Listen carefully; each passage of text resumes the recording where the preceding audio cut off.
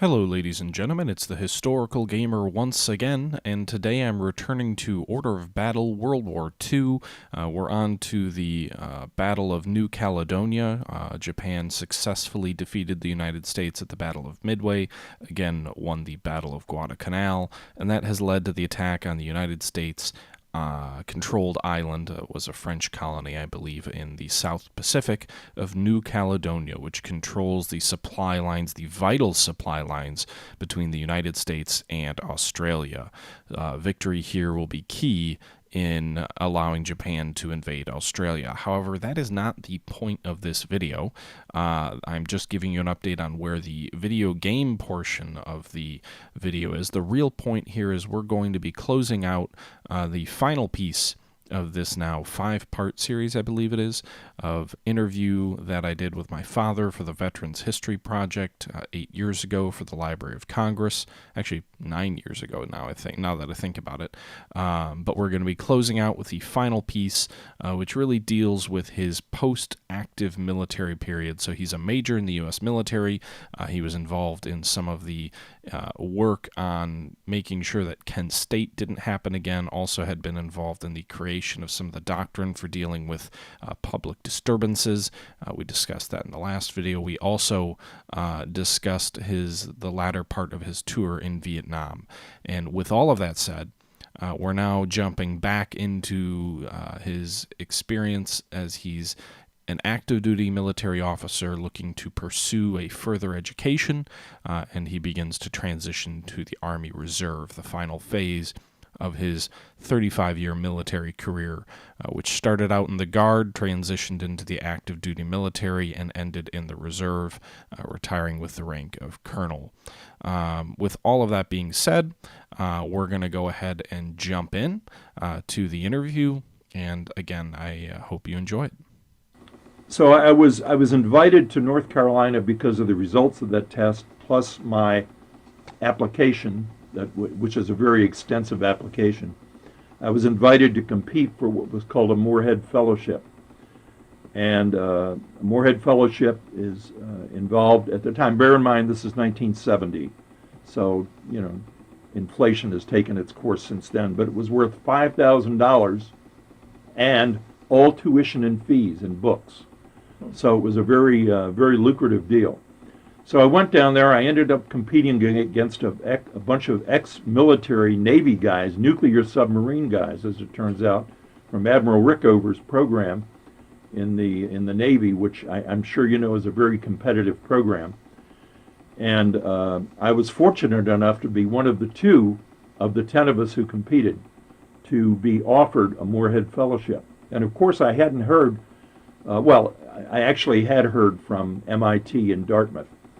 MIT did not accept me. They said that I didn't have enough of a quantitative background. Dartmouth didn't accept me because they say I didn't have enough of a qualitative background. So I had not heard from Harvard, so I just said, well, gee whiz, I'm going to take this. So I did. I accepted it, and I was all happy about that, getting ready to move my family to Chapel Hill, North Carolina,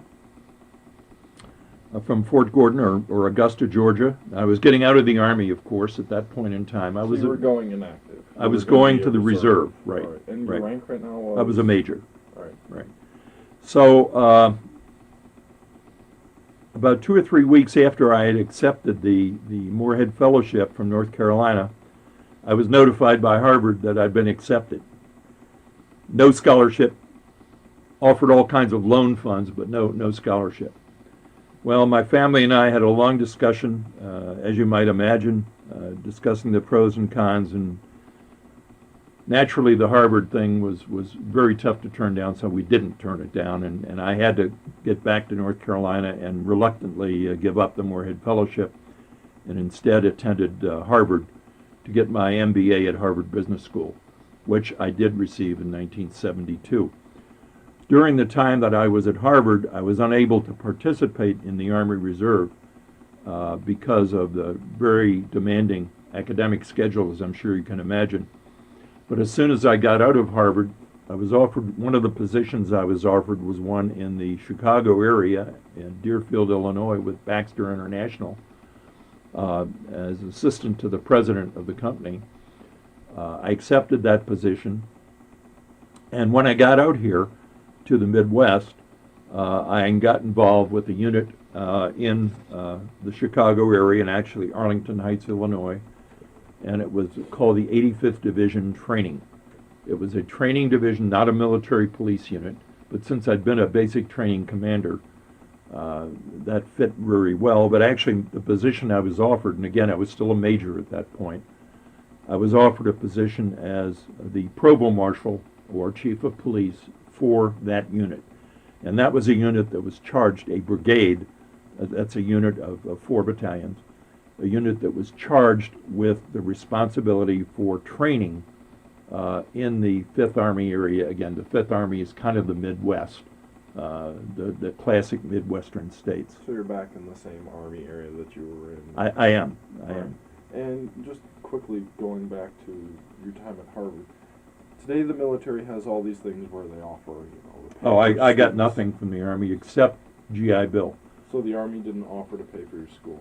Well, that was rather an interesting concept. When I was getting ready to leave the service in August of 1970, I had the opportunity, while I was going to the officer career course in 68 and 69, I had the opportunity to visit with the Office of Personnel Operations, which is the element of the Pentagon, if you will, that manages the careers of officers, and the Military Police Corps had its own management group. And when I visited with them, I got no indication whatever that they had anything special in mind for me at all. As a matter of fact, they weren't going to send me to a master's program or anything like that. So I said, okay, fine, I wasn't, my fitness reports, if you will, or my officer efficiency reports, as they were called, were good, but they just weren't outstanding enough to be considered for going to graduate school. So they paid for your undergraduate school that you attended when you were in the military? Only The night through classes? the GI Bill, but everybody got that. All right. Everybody got that. You got $243 a month, which wasn't much, but it helps. So when I was getting ready to get out of the service in July or August, I was contacted by the Office of Personnel Operations, and they said, gee whiz, we've looked at these tests you took, this GRE and this ATGSB, and apparently you're what we classify as a late bloomer. That is, you had a kind of a so-so career as a junior officer, but you seem to be coming into your own as a senior officer, as a major and above. I said, okay. He said, well, tell you what we'll do. You've been accepted at Harvard, right? I said, yes. Well, we can't send you to Harvard, but what we will do is we'll send you to get your master's degree in criminal justice at Sam Houston University in Texas. I think it's in El Paso. And then following that, getting your master's degree, we'll send you on to Command and General Staff College full-time to qualify you for higher rank, etc. And of course, I thought maybe about 30 seconds about that offer, and I declined. I had already really made my bed, so to speak. So I went on to Harvard as I said, and Ended up back in Chicago. ended up back in Chicago with Baxter International, and I served there as assistant to the president, and I had the opportunity while there to work in marketing, finance, and manufacturing, which was really one of my goals. Remember now, I'm in my 30s at this point in time. I was 35 years old when I started at Harvard. Or no, when I started at Baxter, excuse me. At any rate, I'm wrong. I was 35 when I started at Harvard, 37 when I started at Baxter. At any rate, I had a great 4 years at Baxter, and while I was there, I was in the Army Reserve with the 85th Training Division, headquartered in Arlington Heights. I served in several capacities in that regard, and I also started going to what's called Command and General Staff College through correspondence. It was the same thing they'd offered me full time, but I took it by correspondence. And then I had an opportunity to command a unit. I did get promoted to lieutenant colonel during that time frame.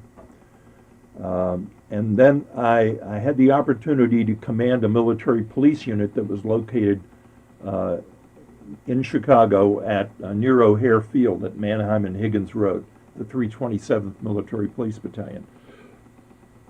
So I went to that unit, and I commanded that unit for almost 3 years. During that period of time, there, was mostly training, keeping our people trained in military police, what I called combat military police because of my experience in Vietnam. I knew really what kind of training they needed, but it was also at a time, remember this is the time frame, 1972 to 76, that time frame, when the draft had been ended. Vietnam wound down and finally ended in 1975. And because the draft ended, we were getting no new recruits into the military police. And as people reached their end of term of service, their obligation, they were just getting out. They weren't staying in. So it was part of my job was recruitment at that point in time. It was a hard job. And our unit strength kept dropping and dropping. But nonetheless, with the people that I had, basically I ended up consolidating the units so that we had, full squads and full platoons and full companies to the extent possible. I had 4 companies. But it was still a very interesting time, very demanding on my time, so I ended up spending a lot of my own time there as opposed to time that I actually got paid for. Like, well, you get paid for a weekend a month, but I was probably spending 7 or 8 or 9 days a month there, because you have a lot of administration to take care of in addition to all of the other recruitment duties. But nonetheless, during that period of time, I was taking this Command and General Staff College course, and you're supposed to finish it in 4 years. Well, came 1976, early 1976, and I had not completed it as yet. So I saw that I wasn't going to be able to. I was working on my my thesis for the course, and you had to do a thesis. So I wrote them and requested an extension, which they gave me. They gave me a 6-month extension. So after I left my command slot, I was there 3 years, and you have to leave after 3 years, basically. That's the tour of duty as a commander. And I'll get back to what I was next assigned to. But I did my thesis on the strategic mineral and oil petroleum reserves of the United States at that point in time, which was a very interesting field of study. So I did a thesis on that back in 1976. You might remember we had a big oil crisis in this country in 1973 and then another one in 1978. Well, you wouldn't remember it because you weren't born yet. You might have read about the fact that that occurred. But at any rate, that was a very interesting process. And when I graduated from the Command and General Staff College after like 4.5 years, I was a distinguished graduate, which meant I was in the upper 10% of my class, which that was very nice. So at any rate, I got assigned at that point to a brand new unit called the 85th Division Maneuver Training Command. It was a special unit that had a live mission. We were a reserve unit, bear in mind, but we had a live mission stationed at Fort Sheridan, Illinois. The live mission was Fort Sheridan, that's the armor school, isn't it? No. Fort Sheridan is north of Chicago. Oh, okay. The Maneuver Training Command had the mission of being, if you will, the guys in the black hats. We went out and we evaluated every National Guard and every reserve unit within the 5th Army area to see whether or not they were combat ready. We had to evaluate them, and we didn't pass all of them by any means. So I had teams. I ended up with, I wasn't the commander. I was initially a team leader of one of the military police teams. We had a team of 10 individuals, And we went out as a team, and by this time, remember, I'm a lieutenant colonel. We went out as a team, and we evaluated units throughout the 5th Army area. So we ended up going out on multiple weekends during a month, maybe 2 or 3 weekends during a month. So in addition to our regular weekend, we went out and we got paid. I mean, we traveled out and we got paid for going out and evaluating these units over long weekends usually, and in a combat role. So I evaluated military police units because I was the head of the military police team. Well, the military police team was part of a larger group called the Composite Division, which consisted of 5 teams. We had 2 military police teams, a medical service team, an aviation team, and a medical team. Not medical services, medical administration. Medical is doctors, if you will. So I was then asked to take over as the commander, or not the commander, but the head of the Composite Division. And that's I was promoted to full colonel at that point in time. What year was that? Holy cow. Must have been in the late 70s. Not sure exactly. I'd have to look on my biography to see that. Anyhow, I took over as commander of or as leader of the Composite Division, and I did that. And we had a number of these 5 teams, as I mentioned. Later on, I was selected for a number of reasons to be the deputy commander of the 85th Division Maneuver Training Command, which means that I then had as number two man, if you will. We had women by then, but the number 2 person in that unit, a 930-person unit of the 4 divisions that we had. We had a combat division, combat service division, or combat support division, combat service support division, and the composite division. So we had those 4 divisions, and I was deputy commander, which means I was the number 2 guy, which basically gave me mostly administrative responsibilities. Well, and about a year later, the commander of the unit, who will go unnamed, got involved in a bit of a scandal involving one of the female members of the unit. Let me just leave it at that. And he was asked to resign, which he did. And I was promoted then to commander of the 85th Division Maneuver Training Command, which is the unit that I ended up staying in the Army Reserve until I had to retire. And it was a mandatory retirement. You have to retire at 35 years if you're a full colonel. And I hit my mandatory retirement date in August of 1989, at which time I received the Legion of Merit.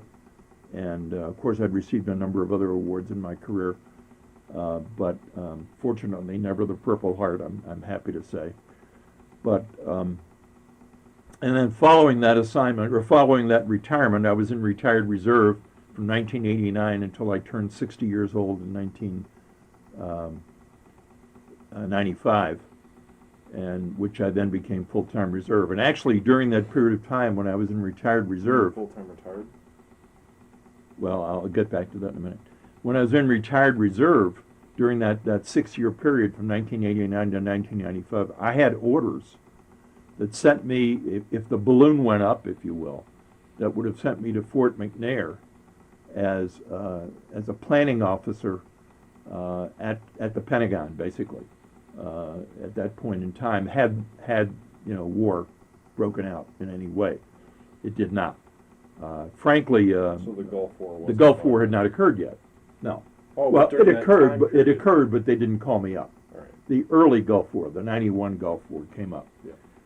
And frankly, had they called me up, I would have gone in a heartbeat. I'm a very patriotic individual.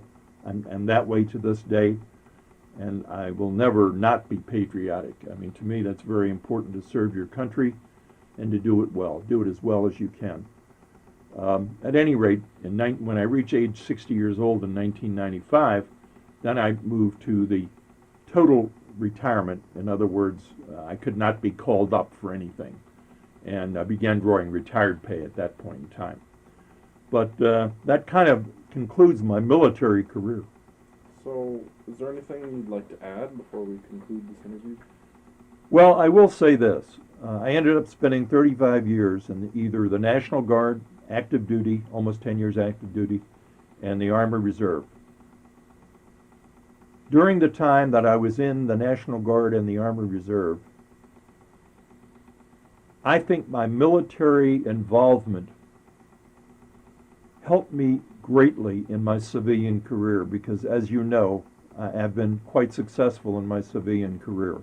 I mean, I ended up as president of my own company, of a company which I grew from startup to an $80 million company in about a 9-year period of time.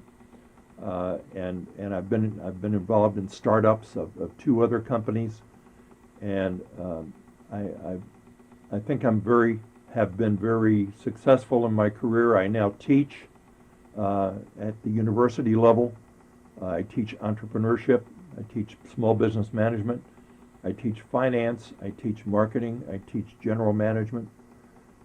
I enjoy that, but I also have another career which I'm running because I don't think I'll ever retire, of being a business broker, whereby I assist sellers of companies in selling their company to individuals who have the right How would you say your military temperament. career helped you, though, in your private career? In managing leadership, I would say more than anything else. I think because one of the things I learned in the military, it's not as stereotypical as people make it out to be, where people think you simply somebody gives you an order and you do it and you do that and you don't do anything else. Well, that's absolutely untrue.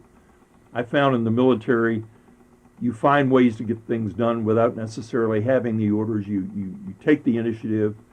You're appreciated for taking the initiative. You are not appreciated if you keep coming back to your boss for guidance, if you will. And I think that confidence that gives you and the ability to lead people, especially in stressful situations like combat situations, let you know a lot about yourself, for one, and let you know a lot about how to provide effective leadership. All right. Thank you for your time. My pleasure. I enjoyed it. Okay, and there you have it. That was the end of the interview that I conducted for the Veterans History Project over 8 years ago. That was my father, who, well, you've already heard quite a bit about him throughout this entire series. As I mentioned in the first video, I'm doing this more or less in honor or in memoriam of him. He passed away last year from cancer.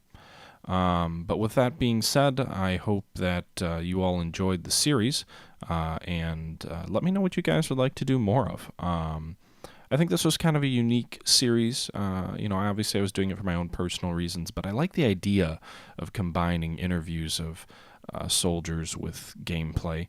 I think it fits well with the historical nature of this channel, the historical focus of this channel, and I'm not sure how I would go about doing more of it. I don't think it would be right or appropriate to just pick, other Veterans History Project interviews and kind of throw it in there as if somehow I have some sort of credit or should be able to claim credit on them.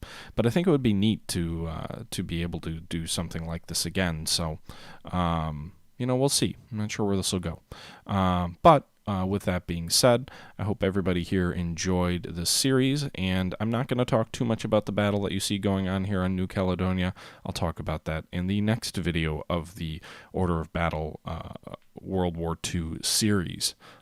So we'll take a look at that another time. But until then, I hope you all enjoyed the video. I hope you all enjoyed the interview, and I hope you all enjoyed the series. Thanks again. And until next time, this is the Historical Gamer saying thank you for watching, and I'm out.